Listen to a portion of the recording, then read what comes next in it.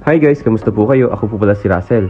Sana okay lang po kayo. Pagpasensya nyo na yung boses ko, medyo paus po tayo. At ito po, nag-order po ang customer namin through WhatsApp po. Nag-send siya ng picture na napakaganda ng arrangement, which is ang budget niya lang, hindi naman po ganun kalaki.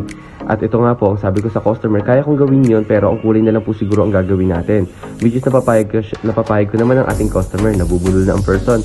Actually guys, alam niyo po ang customer namin dito, halos dito sa lugar namin, kasi which is parang bundok na rin po kami. Ang customer namin dito, nagsisend po sila ng mga malalaking arrangement. Pero ang budget po, hindi ba naman po nila kayang ipagawa po yan. Kaya medyo bilang isang florista po dito sa may bandang bundok area na po, medyo nahihirapan din po ako talaga na pagandahin yung pinapagawa po nila. Kaya mostly dito dapat artistic ka. Lahat ng paraan magagawan mo. Katulad na lang po ng budget na pinakita po nila na bouquet na napakalaki po at ang budget na po na binigay sa amin ay napakalit lang. Pero ang sabi ko sa customer, gagayahin ko na lang ang kulay na gusto niya.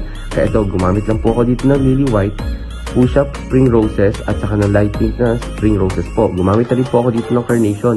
Gumamit na rin po pala ako dito ng static purple. At ang customer, after 1 hour daw po, babalik kukunin niya daw po itong kanyang pinapagawa. Kaya ang person, may oras pa para pagandahin itong bouquet niya na budget lang po ay napakaliit.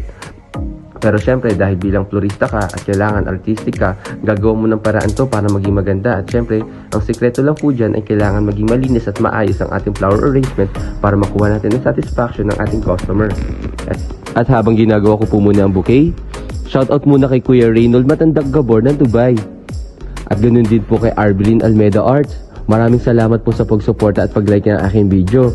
Huwag na wag po kayo magsasawa At mapapansin niyo po pala sa bouquet, nilagyan ko po pala yan ng limonyong pink para padagdag dekorasyon sa ating bouquet. At ito ang final look ng ating ginawa. Maraming salamat sa pag-like at share. Lagi kayong mag-iingat. Bye-bye!